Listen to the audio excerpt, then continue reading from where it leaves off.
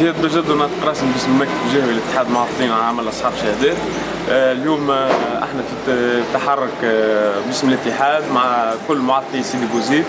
مطالبنا هي فهمتني واضحه، او خلينا نقولوا اللي هو عودا على بدء فهمتني المطالبه بحقنا في التشغيل، والمطالبه بفرص سعاده في التشغيل، والمطالبه كذلك فهمتني باسقاط كل المناظرات فهمتني اللا وطنيه ولا شرعيه فهمتني، وتحديد معايير فهمتني واضحه تراعي كل خصوصيات معطيين العمل من ناحيه السن ومن ناحيه الكفاءه ومن ناحيه فهمتني الخبرات.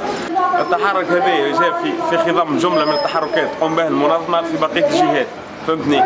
التحرك دعا له المكتب الجهوي، لكن استجابت له كالعاده بقيه التنسيقيات فهمتني. مش باش يكون التحرك الوحيد في المده هذه، باش يكون فهمتني بدايه لجمله من التحركات نول وجديد من اجل فهمتني فرض حقوق المعطلين، من اجل الدفاع فهمتني عن حقوقهم، من اجل حفظ كرامتهم. وطنيه شغل شغيل حريه احكام لا يسمى السراء التشكيل استحقاق لا يسمى السراء التشكيل استحقاق لا يسمى السراء التشكيل استحقاق لا يسمى السراء. شغل حريه كرامه وطنيه، شغل حريه كرامه وطنيه، شغل حريه كرامه وطنيه. هذه نهار اللي قامت نهار 17 ديسمبر كان شعارها الاولي بل والوحيد اللي تهز في شوارع سيدي بوزيد هو تشغيل استحقاق يا عصابة السراق، ومن بعد تبلور الشعار المركزي للاتحاد اصحاب شهادات معطلين عن العمل اللي هو شغل حرية كرامة وطنية. يظهر لي لا طلبنا تشغيل العفو التشريعي العام اللي مشغلين 27600 بالعفو التشريعي العام دون اي معايير ودون اي معايير شفافه وواضحه. باهي تحبوا ترجعوا الكاباس رجعوه، اما عدوا لنا 27600 وشوفوا لنا خارجي السجون شكون اللي باش ينجح منهم وشكون اللي باش يراضي.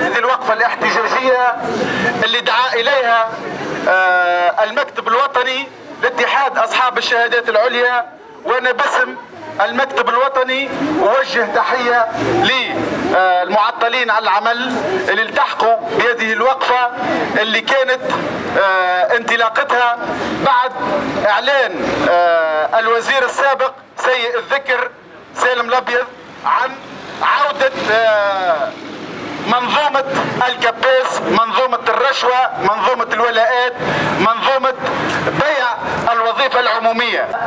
بعد ما اعطتنا شهادة تثبت في كفاءتنا تعود وتناقض نفسها وتطلب انه يصير اختبار اخر. تجديد المطلب الشرعي الوحيد وهو الشغل والحرية والكرامة الوطنية. رانا مناش نساسوا لحد حد، مناش